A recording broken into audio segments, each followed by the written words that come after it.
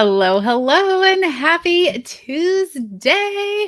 Well, welcome to the Veg Inspired live show. Drop some emojis. Let me know you're here. Tell me where you're tuning in from. I am still coming to you from Cedar Key, Florida. As a quick background, if you're new around here, I'm a real person. I do travel full time in a fifth wheel RV with my husband, John, and our two cats. So don't be surprised if you see a tail or one of the cats or hear some background noises. It's real life living over here. Yes, hello from New Bern. I love it. If you are have any questions or comments as I'm talking, feel free to drop those in the comments in the chat. If you do hit that StreamYard link, I can see who it is that's talking. If not, it just shows me Facebook user. So here's an example. See, it says I commented Team Live or Team Replay. And in this case, it just shows me Facebook user. So if you want your comments seen by me on the back end through StreamYard, you just need to hit the link, streamyard.com/Facebook. If you're just joining us, let me know where you're tuning in from. Well, welcome to our Veg Inspired live show. Each Tuesday, I come here to give you tips, tricks, and strategies to eat more plants. I am your host, Kathy Davis, an international entrepreneur and founder of VegInspired, a 3-time plant-based cookbook author and a plant-based Eat More Plants lifestyle coach. I teach high-achieving professionals how to easily eat more plants so that they can achieve their personal and professional goals, whether it's 10xing their energy, to stepping into their optimal performance, to meeting their weight loss goals, or simply just showing up as a better version of themselves with healthy habits. I help you and people just like you leverage the power of food. And our proven systems help you create a life of eating more plants and fitting those plant-centered meals into your fast-paced schedule. And who doesn't want that, right?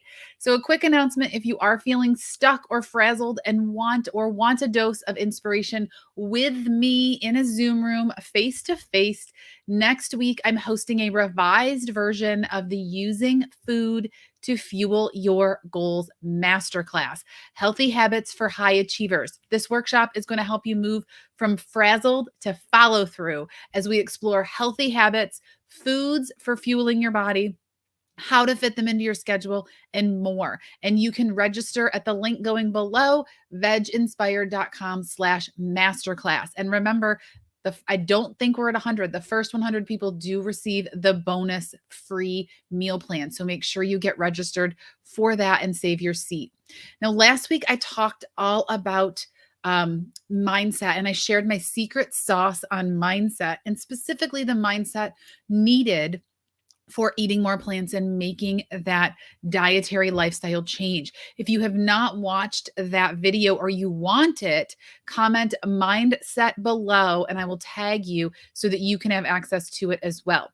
I see we have people over here with Team Live. Hello, hello, coming in from Nashville. I love it. So today I want to explore meal planning for busy people. And it's no secret that in order to be successful in anything, you need a plan, right? You don't drive out of your house on an adventure without a map or directions. So stop leaving guesswork. Stop leaving plant-based eating as something you don't plan. Take the guesswork out of eating more plants by starting every week with a plan, with a meal plan.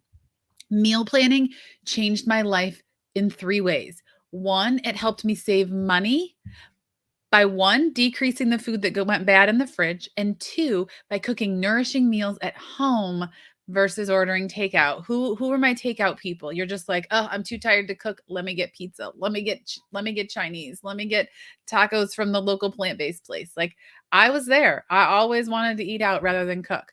So 1, it helped me save money. 2, it helped me save time. No more 30-minute conversations about what's for dinner. No more wondering and playing kitchen roulette trying to find something in the cabinets. And 3, it helped me save energy. I can prep ingredients and plan in leftovers. And using these tips, you're going to get in just a little while, you can save time, energy, and money all at home with meal planning. So the bonus, I can delegate meals for my husband to cook because I already know what that is.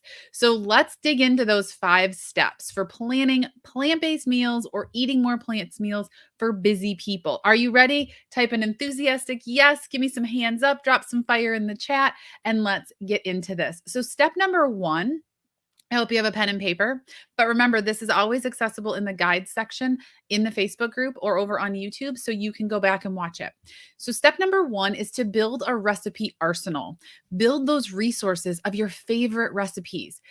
Figure out a way to categorize them. I like to categorize them into routines. So, I have like my veggie burgers and my meatless substitute meals, maybe soy curl meals. Then I have all my taco recipes in one section. Then I might have all of my different types of wraps or wrap fillings. Then I might have all my bowl ideas or all my bowl recipes or soup recipes or stews or comfort foods, and start to classify them. So if you're like, golly, I really want to make, a make ahead lasagna, that's going to be in comfort foods. Or if you're like, ooh, I want potatoes, now you can look for potato recipes and you can easily find them. So 1, create a recipe arsenal and then categorize it by how you choose your recipes. Now, something you might want to consider are different ways that you plan them. Maybe it's snapshots in your phone. Maybe it's on Pinterest. Maybe it's, moving into printing them off and having them in a binder. Maybe it's different tags on your cookbooks. But figure out a plan to organize your recipes and meals and then simplify it one more step. So if you think it's simple, take it one more step back. How can you simplify it even more? Could it just be color coded? Could it just be sticky notes that the colors don't matter? How can you make it simple so that when you need to sit down and you need to figure out what recipes you're going to make for your meal plan, you've got an easy accessible resource arsenal that you can just grab from and go.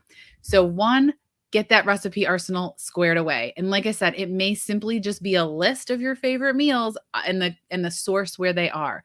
So maybe it's like, oh, I love the chickpea El Pastor tacos from the super easy plant-based cookbook that Kathy wrote. So that would be in your tacos list. Step number 2, plan your meals on your calendar. I'm going to say it again. It's important. Underline it. Plan your meals on your calendar. Look at your schedule. Look at your events. Look at the workload that you have that may interfere with dinner. For example, today, Tuesday, I have several coaching calls, which I love.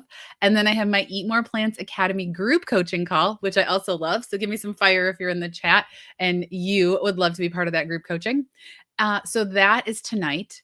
So I need to prep and eat dinner in the block that I have between those coaching calls and my group coaching call, right? Because I don't want to go into my group coaching call at 8 p.m. hungry. So I need to make sure that I've eaten, that I'm nourished, that I'm energized to really pour my heart into my clients.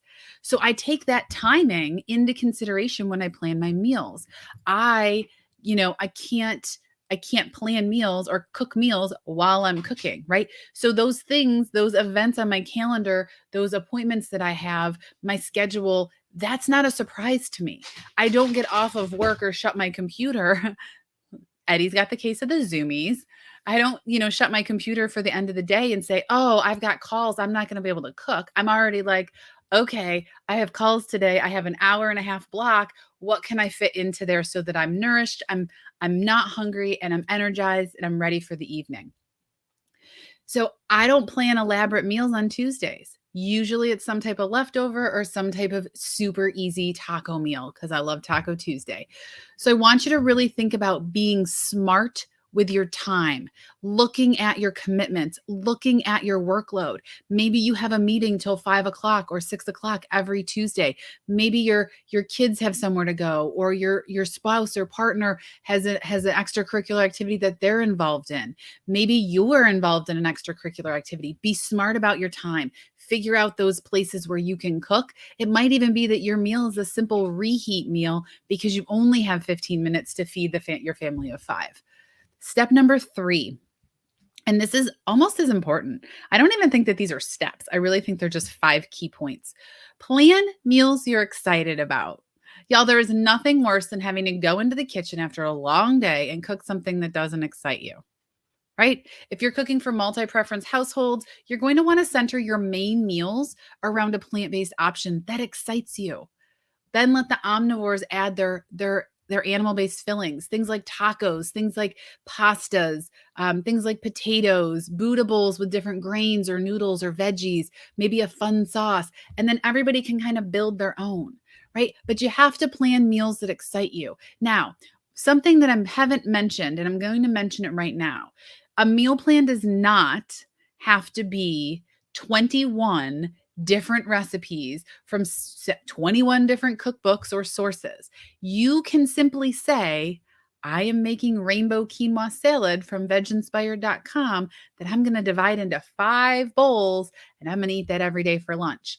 Or I'm going to divide it into 2 bowls and on the other 3 days, I'm going to eat leftovers from the night before, or I'm going to eat baked sweet potato and black beans and a spinach salad. Like it does not have to be breakfast, lunch, and dinner. So that's 3 meals a day times 7. Piggyback, learn how to learn the amounts of leftovers you have, and then learn how to utilize those for other things, other meals. Your meal could also be something as simple as pasta and red sauce with a salad. We don't need a recipe for that.